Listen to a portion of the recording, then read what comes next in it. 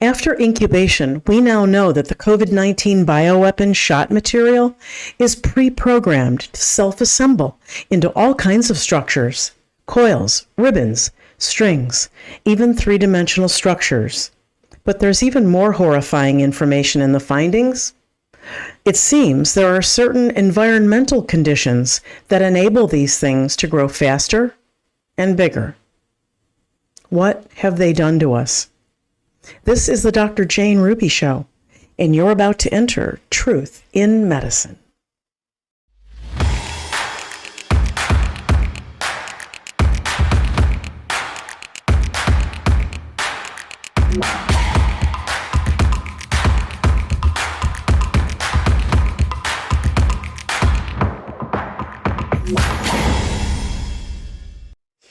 Welcome to the Dr. Jane Ruby Show on this Monday, August 12th, 2024. Several days ago, the Dr. Jane Ruby Show brought you an initial breakdown of an incredible study that was published just weeks ago. This study incubated Pfizer, Moderna, AstraZeneca, J&J, and Novavax injection materials across many different types of liquids and so much more, and the report has been shocking. The researchers documented profound damage to human red blood cells, white blood cells, and human semen, in addition to observing the spontaneous growth of all kinds of entities. This 65-page report is detailed in the description of the methodology and the results report. But the researchers also had the foresight to test various energies in the environment around the material and over fair amounts of time to see if there was any distinction in what they grew and how fast they grew. Tonight, I'm going to review with you the findings around those four energies: temperature, including very low and very high temperatures like the human body, temperature of 98.6 Fahrenheit, ultraviolet light, and emissions from 5G devices and electromagnetic frequency, the kind of sometimes out of control energy that emanates from all around the electronics that encircle most of us in heavy doses every day.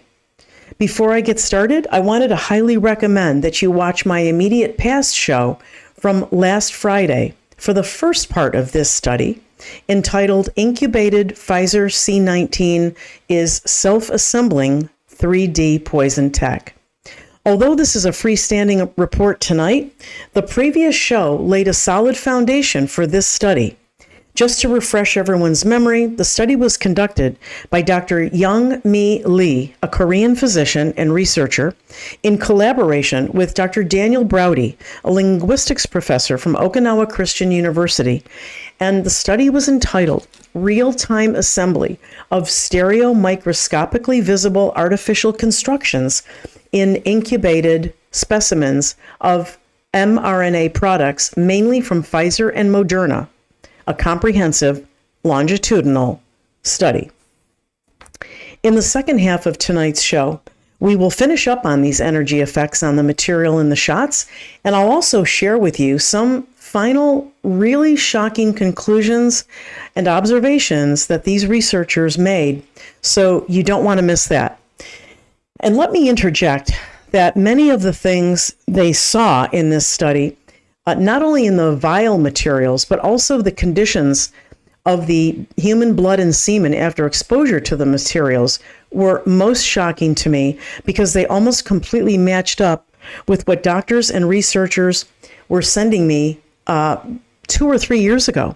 Many of them I never met, and they were also recording online way back starting in early 2021 when the shots first came out, and across, of course, 2022 and 23. There are microscopy of their patients who would come in and say, look, I took this vaccine. I don't feel well. I haven't felt right since. And so the doctors would look at their blood under a microscope to see if they could look at any gross markers or see any anemia or things like that.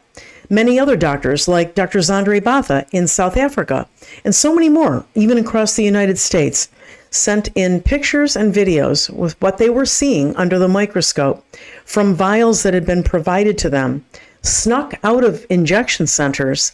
And what kept me up at night was the thought that these materials we were looking at that looked so ugly and foreign and scary were actually going to go into babies and children, all kinds of human beings in general, if that vial hadn't been removed from there. Horrific. So let's begin.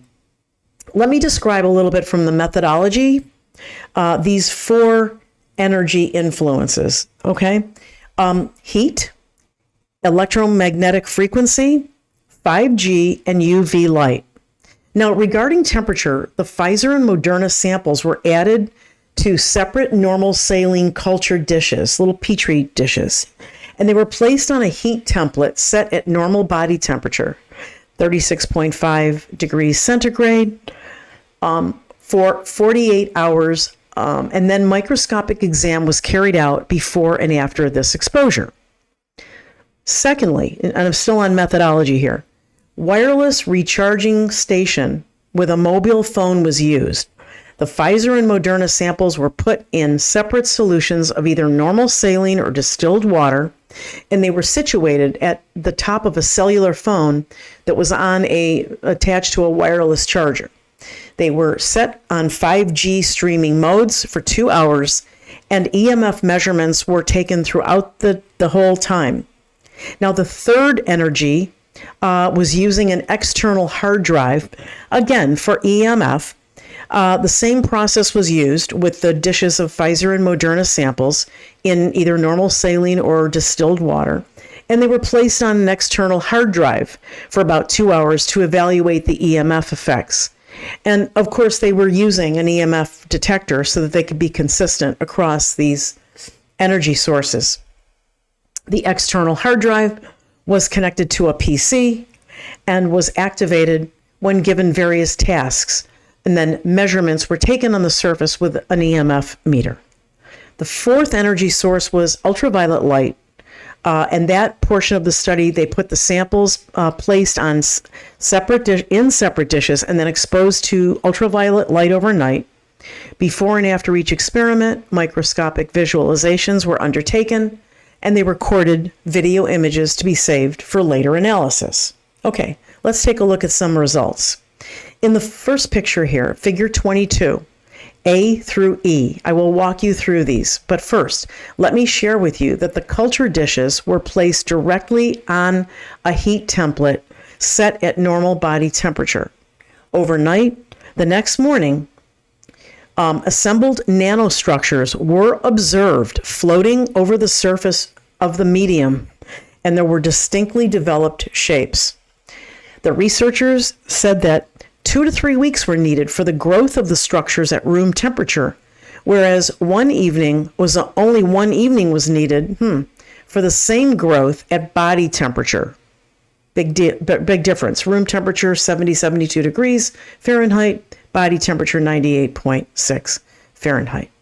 The authors also said that the rapid development of nanostructures in a living person is probably significant to the impact of the COVID injectables. It does seem plausible that these kinds of structures reacted to the direct heat emanating from the bottom of the dishes when the newly thawed residual vials were incubated in the normal saline over the heat template for 48 hours, because they showed more details and they developed the 3-dimensional form of the structures that were floating in the media surface with no remnant material at the bottom, which means this material used all of whatever they were programmed to do. And the other thing that was shocking to me here is that the body temperature of 98.6 Fahrenheit seemed to be, according to these researchers, the most preferable environment for this material to grow the structures themselves, especially the 3D structures. Now, let's move on to the second energy source, which is the EMF. Using a wireless charger with a cell phone in it so that it's drawing the charge power. They put the culture dishes on the cellular phone, which was then set into the 5G streaming mode over a wireless charger for 2 hours. Even after 1 hour of exposure to the wireless charger with the cellular phone in operational mode, the Moderna sample showed noticeable immediate changes. The floating materials abruptly became larger and more numerous with sharper and more rectangular edges, and you can see this here in figure 23. This is shocking. In contrast, the authors said, Pfizer showed no immediate response, but instead, after 1 month of exposure, the Pfizer sample exhibited a delayed effect, they called it a moderate proliferation of floating filaments. However, both Pfizer and Moderna, at 100 days and 36 days respectively, identifiable debris, likely micromaterials, seemed to disappear or degrade down and leave in its place a clean background. But the authors have stated over and over again in the study that these disappearances were not the end of the story. In fact, they also actually called it a recycling pattern. In other words, repeating the assembly and disassembly over and over again, so that it went from creating structures to going back into invisible clear liquid, and then come back to assemble the same structures over again. Clearly programming. Now, the next energy was the external hard drive exposure for EMF radiation. And this is like the EMF was measured, the specifics are in the study for the amount of volts. And I leave that for you to look up. You can look up that level of detail right in the study. The temperature was about room temperature at 23 to 25 degrees Celsius, which is about 70 something Fahrenheit. Now, one quick note, in my link stack below here, you will see once again the link to the article so that you can read it yourself, print it out, copy it, download it it's downloadable from the International Journal of Vaccine Theory, Practice, and Research. Okay. The authors reported that after 2 hours of exposure, 2 hours of exposure to the external hard drive connected to the PC in operation mode, while Moderna was not showing any noticeable effects, Pfizer showed modest disruptive changes with blurring boundary lines, structures, replacing the culture dishes over the wireless charger for another 2 hours of exposure, returned the structures after they disappeared, partially to their original sharp edge in clear forms, which you can see here in figure 24. The authors went on to say, with the results of this preliminary study, it could be postulated that some kind of conditioned electrical current can stimulate the nanostructure activity, while some conditioned magnetic current might hamper their activity. According to their hypothesis, both authors said that some detoxifying modalities might be effective in treating damaged organs from these complex forms of EMF exposure. So they're talking about damage that occurs downstream from this material building up and dropping down, building up and dropping down. Sure makes you want to be careful. I mean, I have an external charger always hooked up to my PC, and you can bet that's going to change. It will only be plugged in when I need to download or reload something to it. But more on those recommendations in a little bit. Look, this is obviously calling for more research. You know, all research answers some questions, but raises a whole slew more than it started out to answer. That's just the nature of scientific research. So, and these researchers, are wide open, calling for additional help. Replicate this that we just did, please, and add on to it. Research more. Okay. Let's take a quick break. When I return, I'm going to show you another photo of what they found when this wireless material was exposed to the charger, and you won't believe how the material changed. And you'll be able to see it visually yourself. And then we're going to cover the effects of the ultraviolet light on the material for both Pfizer and Moderna. And then I'm going to wrap up the show with some highlights from the authors' notes and discussions they made of some other issues they found. And then, last but not least, They make, at the end of the article, a startling recommendation for detox of this material that I'm going to share with you, and you don't want to miss it. I think it's really exciting. I think it needs to be researched a little bit further, but I think it's one of the best suggestions that I've heard yet. I'll be back in just a moment. Don't go anywhere.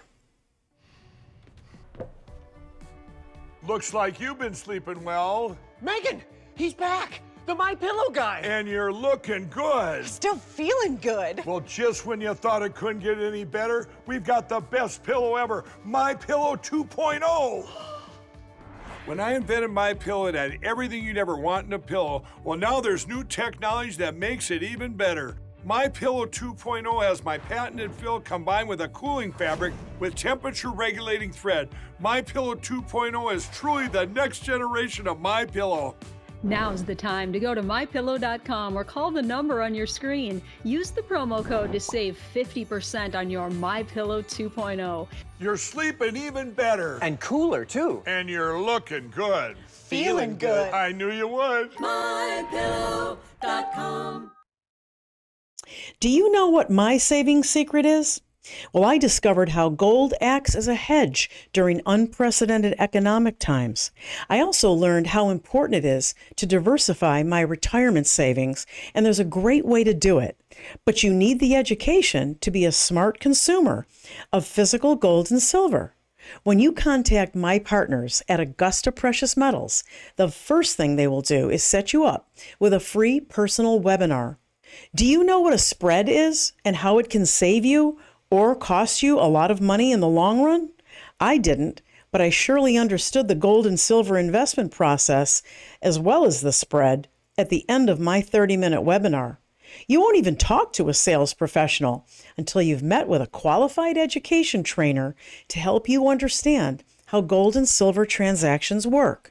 Augusta Precious Metals has a 10-step buying system, and your brief 30-minute webinar will prepare you to decide, first of all, if gold and silver is right for you.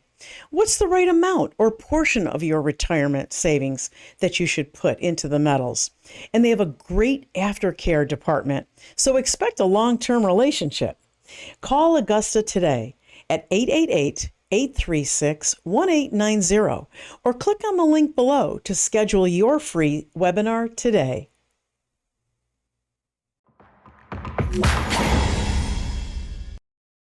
Well, welcome back to the second half of tonight's show. Thank you for being with me.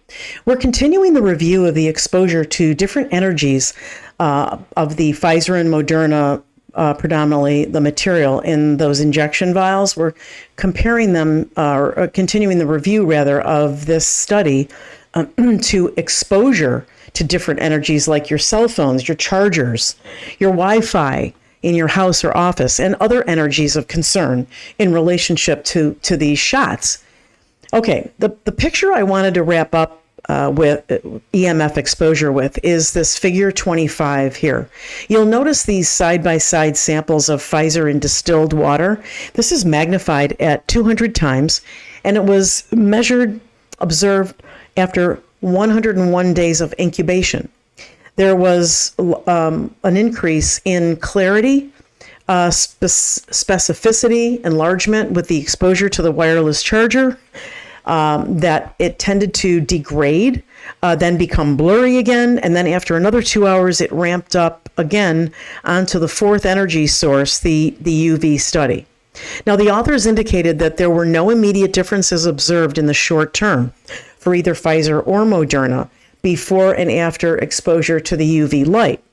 But with prolonged incubation, both samples did show more sustained self-assembled structures rather than ordinary developmental patterns as they saw in the other media without the UV exposure. I'm not sure what this means for the long haul with regard to UV light exposure, whether it's a good thing or a bad thing, whether it's going to hasten problems or limit them. But this is certainly an area that will need to be further studied. There's no question about it. The whole study, real-time self-assembly of stereomicroscopically visible artificial constructions in incubated specimens of mRNA products, mainly from Pfizer and Moderna. I mean, it's a huge report, and I encourage, we hope, everybody hopes that many more researchers will do this kind of work, replicate it, create different study designs on their own. Okay. But whatever it is, it's important. I want to mention a couple of phenomenon that shook me up a little bit when I read through the study. And I've read through it a couple of times all the way through. The authors established what they believe is a recycling pattern. This is really frightening. And it was with the material, the Moderna and Pfizer material in the Petri dishes over time. But there was also another aspect to the trial that they conducted. They used a skin sample, from someone who was, vaccinated with, I believe it was Moderna. And then they took that sample and put it in normal saline. And they noticed a very strange result in the human skin appearance when they exposed it, I believe, to more of the Moderna. They described it, and you could see this here in the picture, in as tiny particles that scattered around the woman's skin sample and then developed, quote, it's their words, dark, large, material, crocodile skin-like structures. And you can see that in box B of this figure 26. Now, by day 366, that's basically, a year. It is a year. By day 366, these shapes on the skin began to degrade. And then that was essentially the end of the incubation. There was only a trace, as you can see here in the last box, box E. There's just a trace of any self-assembled geometric structures. Now, some other important points that I wanted to share with you.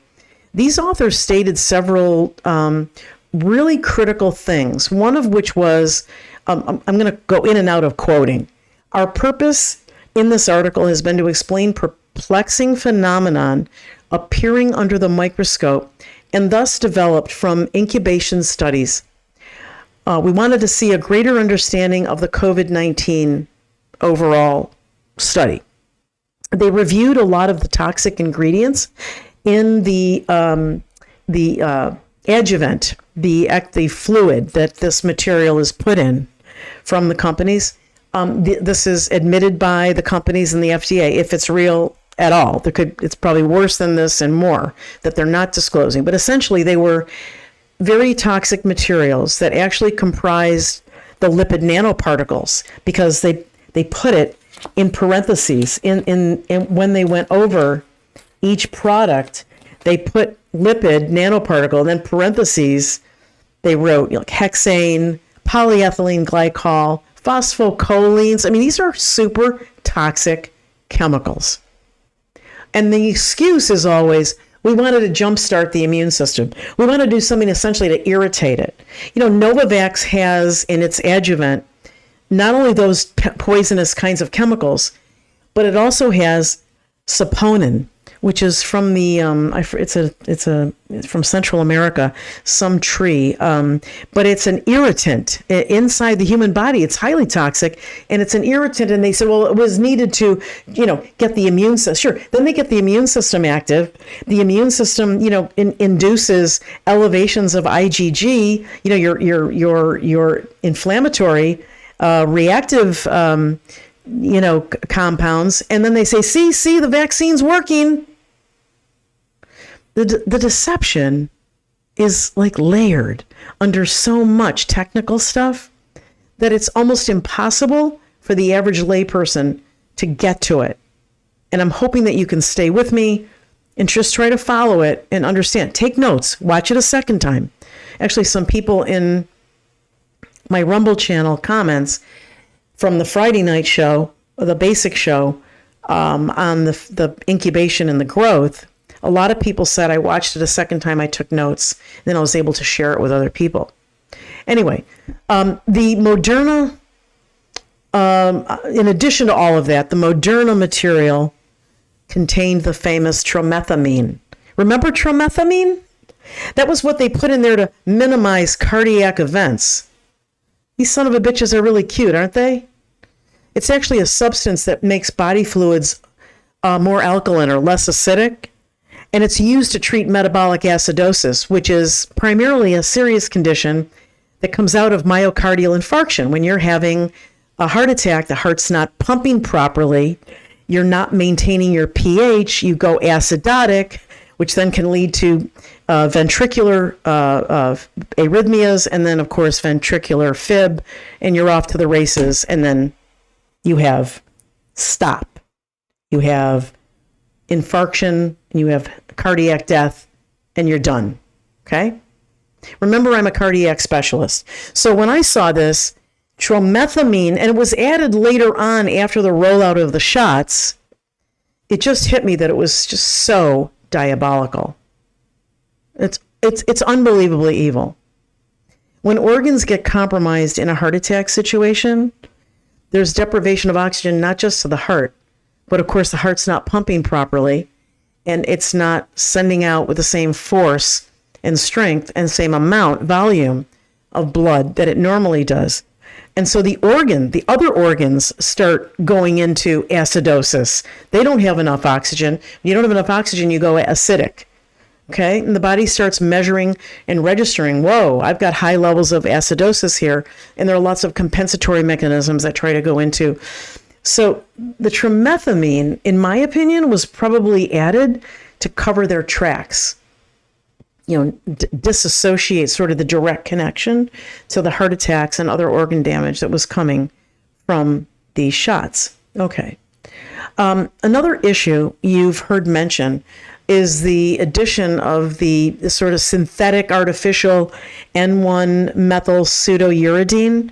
They use that to substitute for your endogenous uracil, right? And we call the spike protein is what really is the antigen, whatever that antigen is. I've never said there wasn't a toxic antigen.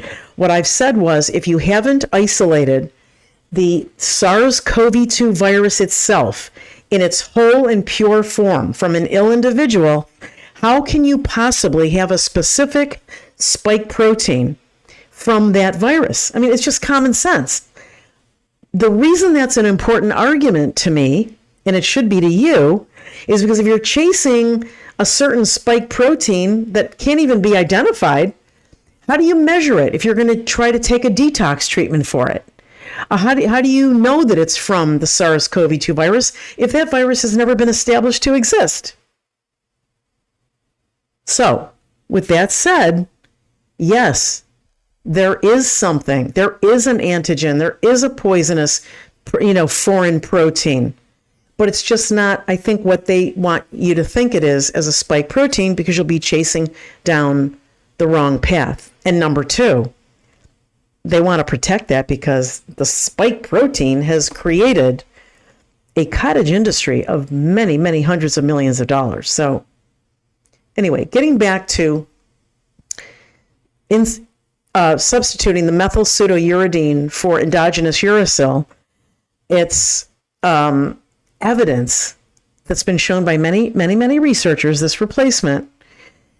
And what it does by replacing your uracil with methyl pseudouridine, it actually slows down the degradation, your body's natural ability to break down that synthetic, modified RNA, that lab created, synthetic, fake biologic.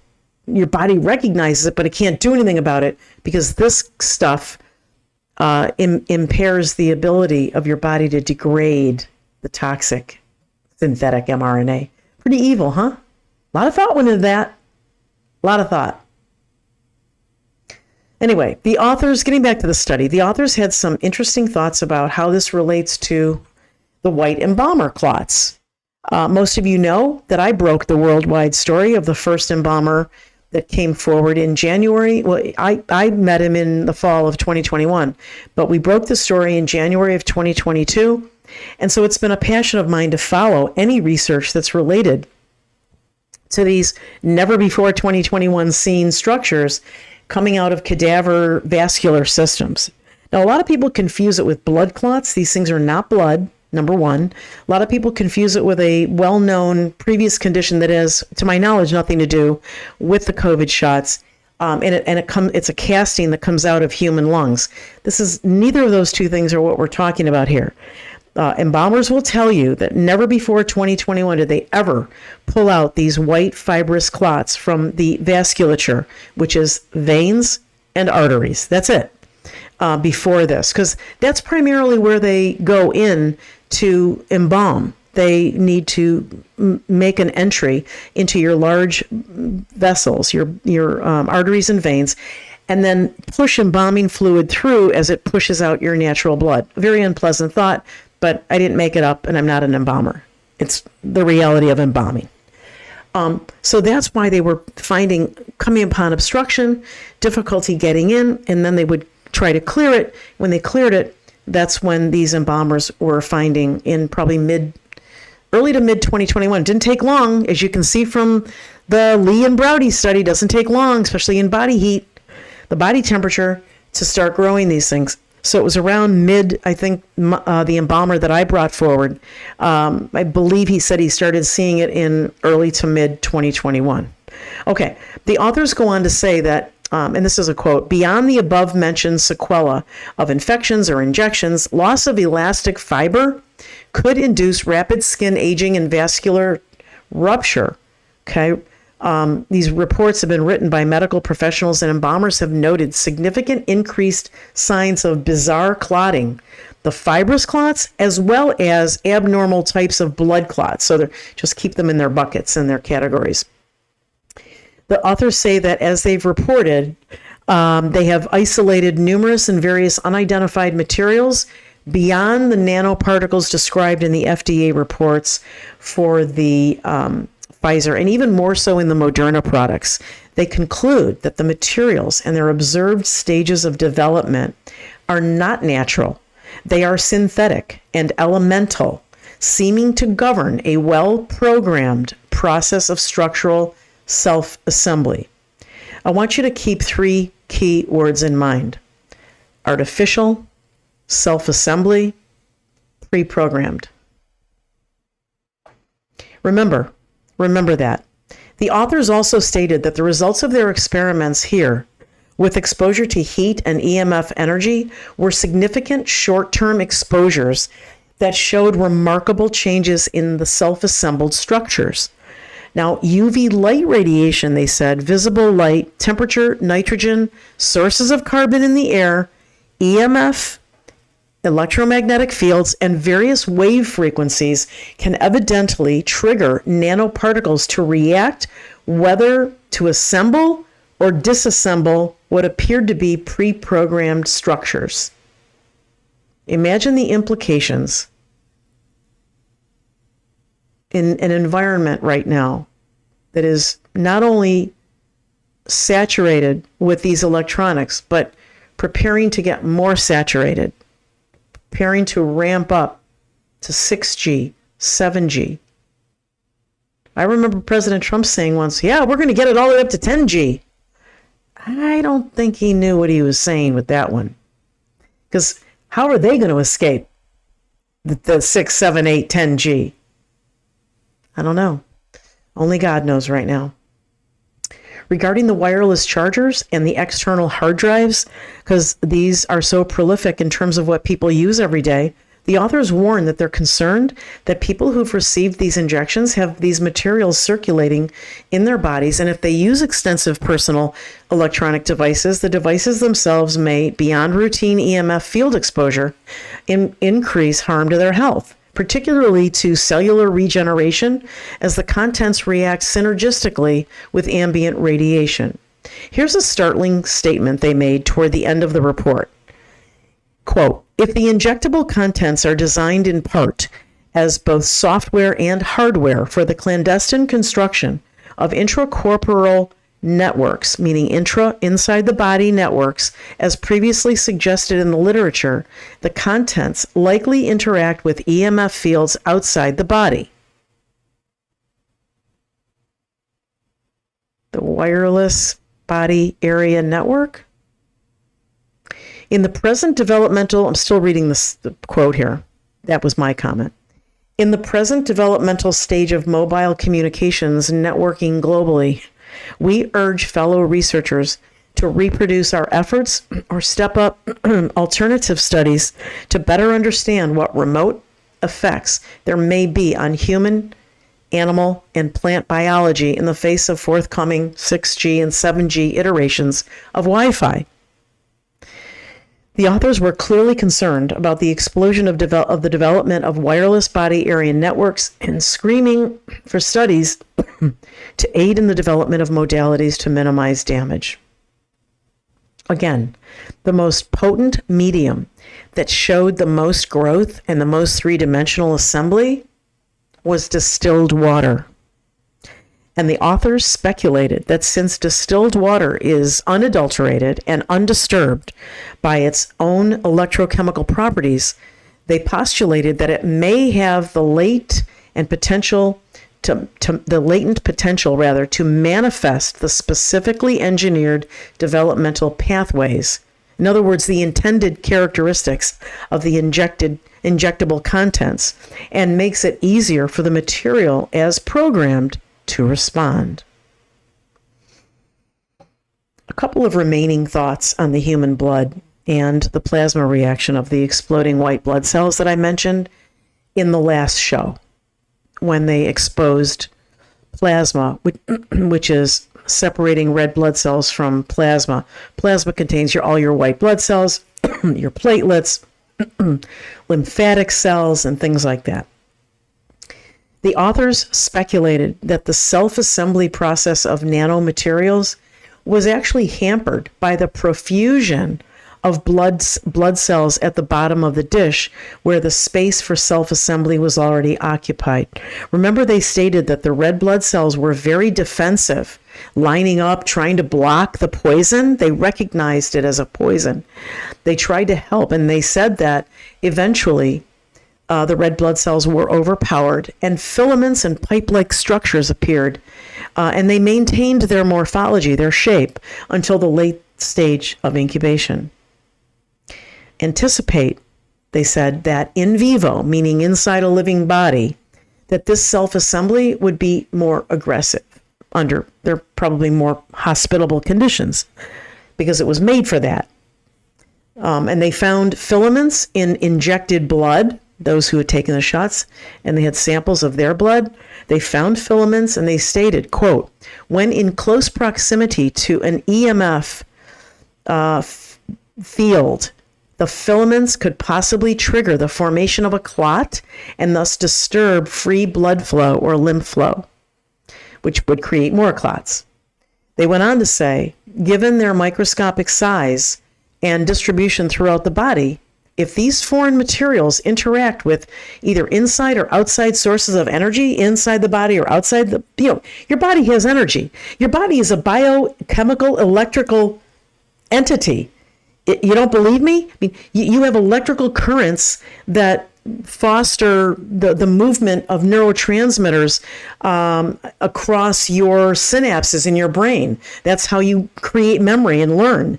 Your heart is the best example. The EKG that everybody's probably seen with the leads across the chest are measuring directional flow of electricity. Your heart is a chemical, an electrochemical organ. It's a freaking miracle. It's a piece of meat, but it is so brilliant. It has nodes that set a pacing for beat. Okay, and then it's got backup nodes if those nodes get damaged or injured. I mean, I could just go on and on about the heart. It has pressure sensors throughout. It knows if one part of the body, based on pressure recordings, pressures that it's sensing, not recording, but sensing. I mean, it's just so incredibly intelligent. Okay? And internal, where I was going with that was there are internal sources of energy. Just like there are external sources of energy, like these phones and chargers and external chargers and PCs and all this other crap that's giving off all this. Man, we fell right into their hands, didn't we? We just went charging ahead with technology. And now we are living in an electromagnetic soup. And we should start thinking about how to function and communicate with loved ones and, without this stuff, because it's going to take us down. It has started to take us down. Getting back to what they were saying, given their microscopic size and distribution throughout the body, if these foreign materials interact with energy inside or outside the body, they could well become elongated and large and serve as mysterious modes of morbidity. And I'm sure this has already happened in eventual mortality. The authors also made mention that keeping the samples wet, or what they called in an uninterrupted liquid state, continued the self-assembly and helped maintain it over long periods of time. They established that in their experiment, they saw pre-programmed and regular intervals of assembly and disassembly, assembly and disassembly, assembly and disassembly. They stated this means that the injected nanomaterials appear to be programmed to behave in the manner observed, to carrying out regular intervals of self-assembly and disassembly. The entire process, we theorize, they said, must be periodically reinforced, likely through the prescribed regimen of new booster shots per CDC recommendations. Oh my God. A lot of us said it in the beginning. They want you to, the desperation with which they pushed more and more and more. Oh no, can't come to college now. Got 2 years later, there's no flu. 2 years, gotta get it, gotta get a booster. Are you fully vaccinated? Gotta be fully vaccinated. Yeah, a lot of people picked up on it. Pastor Murray picked up on it. You can give the whole world a shot, but you still got people starving and nothing. Yeah, see, ain't nobody saying nothing.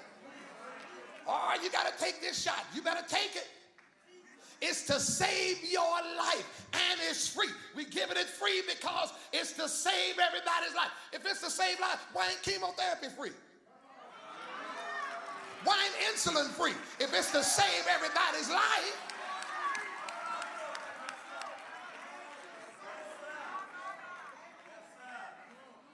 So it's to save my life. But you got people dying of malnutrition. And we can't plant a garden over there, but we can send shots everywhere around the world. Got to keep taking it.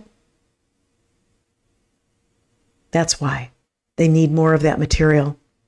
They need you to be filled with it.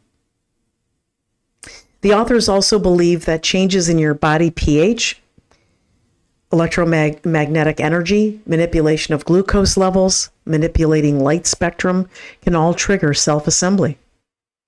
Now, do you think people that sleep in Faraday cages or put their phones in Faraday cages overnight when they're sleeping are stupid or crazy? I don't. I'm trying to put that all together. But how long do we live like that? How long do we live in a Faraday cage? I mean, you could sleep in one. Just put the material over your bed, like a canopy bed. But what are we going to do? Put a Faraday cage around our homes? Who wants to live like that? The authors also observed film-like membranes, they said, coils and spirals, even without exposure to special supplements or ambient energy. Isn't that great? Isn't that great? They said during the late stage of incubation, quote, Pfizer in distilled water at about day 337, They saw transparent bundles of wire-like hollow tubes emerging. Based on their findings, these authors had some speculative recommendations for those who have taken the shot, and this is probably the most positive part of all of this for me. Because I do feel helpless when friends, family, people in my following, my social media, who've taken the shots and understandably desperate for something. And why isn't there more research into helping them? Why aren't there labs day and night? That's the question that got me sued by Robert Malone. Why aren't you all in the lab day and night finding the antidote? That's what got me sued on your behalf for $25 million. That by the grace of God was dismissed because it was the frivolous thing that it was. But the point is, that was the question that triggered the lawsuit. Why is everybody running around doing dog and pony shows and presentations and chicken dinners? Why aren't we in the lab? You sick son of a bitches. You gave this to babies. Babies who haven't had a chance at life yet.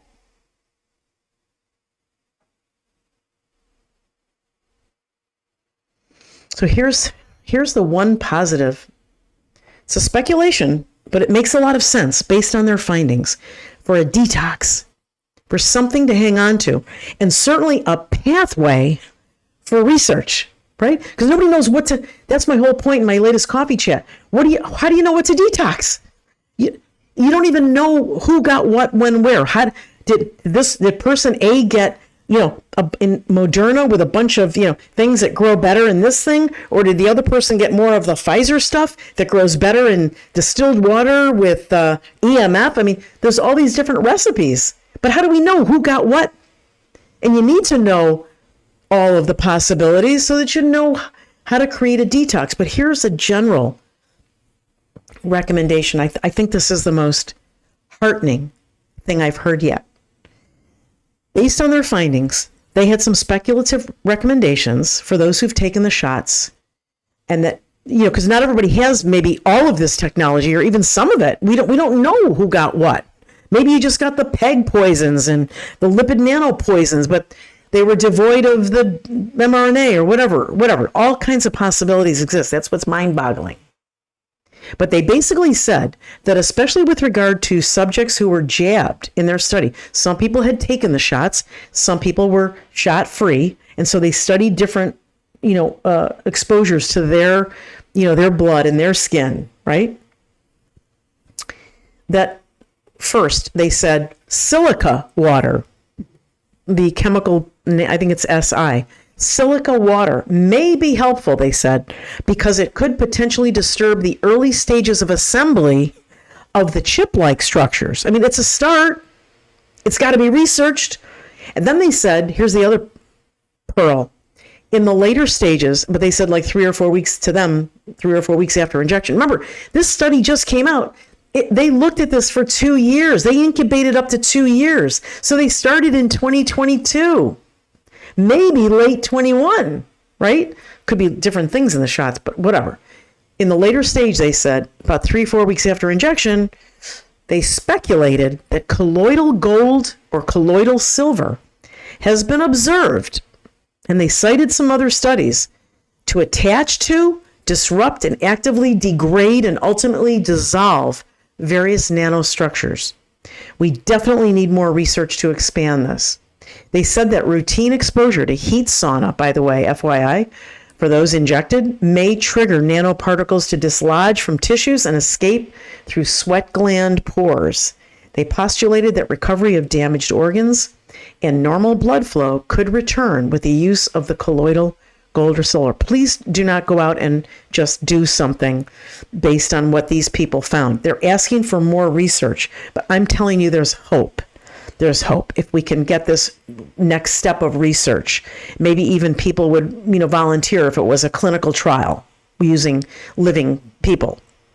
Of course, they recommended, and this makes total sense now, avoiding as much as possible all unnecessary exposure excess exposure to EMF energy, reduce your personal electronics such as smartwatches, smartphones, wireless earphones, Wi-Fi router, proximity, and all other forms of EMF energy pollution should be significantly reduced, if not eliminated, and should definitely be all that elimination should be part of any vaccine detoxification program. So if you're saying, Dr. Jane, how do I detox? How do I detox? Well, one thing you could start with is if I was injected, knowing all this now, I would probably clear out everything. Maybe have one phone, keep it in a Faraday bag, and leave it in, in the garage in a Faraday bag, and just tell everybody, hey, unless it's an emergency, just call me. Here's 1 hour a day when I'm going to take this thing out of the bag, and you get everything else out of your house. They're just conditioning us with all this extra technology. The authors believe that this is all connected, and they mention this at the end of the article, something called the Internet of Bodies, which has been long planned and well-funded project that essentially involves using the energy of human beings as the conduit for energy and signal movement. Whole other topic and show, not something I'm well versed in. There are other experts, and I know a lot of you know those people. Follow those people for that, down that lane. I'd love to have some of those people on the show. There's one in particular, but I don't think she does interviews, and you all know who she is. Anyway, they said that more research is needed to figure out what level of responsiveness of these materials in the injections are connected to these energy sources and how much they're affected by them. And they end the paper by echoing the calls of other researchers, in spite of emergency use authorizations and all that other happy horseshit. And other public health declarations that are really weaponized for the military, an immediate global ban should be instituted. Well, I have to tell you that reviewing the study, by the way, which let me remind you, was 65 pages of detailed methodology, results over so many different areas studied, incubation over time, 2 years, within different media, different liquids, under different environmental conditions. This is a very complex study, like environment, EMF, routers, phones, very complex, multi-layered. Don't let anybody tell you this is hogwash. What I've seen in social media is, instead of how I know this is kind of in the right direction, is so many operatives out there are tearing down Dr. Lee and Dr. Broudy instead of attacking the science. You want to attack the science if you're legitimate, then attack the science, but you can't. When you can't, you attack the person. I know, I live it every day.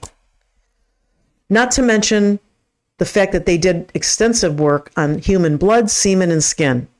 I echo the call by Drs. Lee and Broudy for more scientists to step forward to replicate exactly what these doctors did and how to build on it. We need that so desperately. There's far too much information warfare, chaos, and of course, distraction operations going on, when we should really be putting all of our resources and energy into nailing what this is if we are to have any chance of saving ourselves. The upside down American flag signifies distress, danger, runaway evil. I'm asking you all right now to pay attention, because as the statement says under the upside down American flag, we are not okay. We are not okay. Good night, everyone, and may God bless each and every one of you.